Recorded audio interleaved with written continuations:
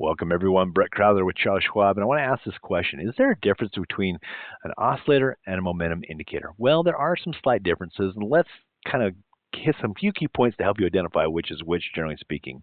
So I have one of each here. I have an RSI, which is an oscillator, and I have a MACD histogram, which is a momentum indicator. Now let's start with the RSI, the oscillator, which generally speaking, oscillators, well, for sure they are range bound. They are plotted between 0 and 100, 0 on the low side, 100 on the high side. They will often have an area that creates an overbought zone, like this has 70 and 30. As 70 is the overbought, below 30 is the oversold. So there's that range like that. And the price or the indicator needs to bounce in between that area. Now, this can lead to some misleading items, like when price action makes this nice move here and continues to run, or it's in a strong trend, it'll say overbought, overbought, overbought, overbought, overbought. So all along here, it's overbought, right? As price action continues higher, and so that's where I say, hey, it's better in a sideways trend. And it does actually pick up some pretty good action, like over here where it's just a little more quiet here. It does pick up some, like, okay, it's getting overbought here. It's a little bit high, right? And it did kind of catch that better than the momentum indicator or the MACD histogram. But let's look at that one.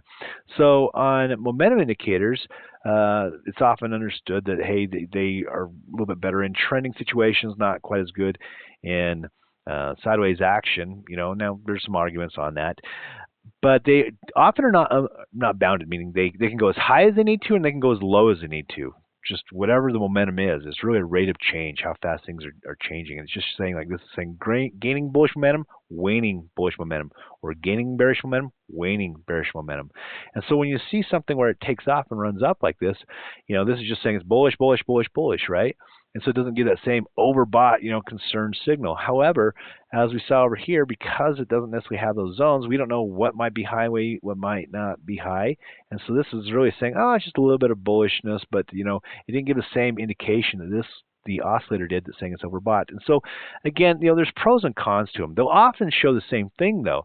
Like here, this showed a divergence with rising lows, same thing here, and lower lows.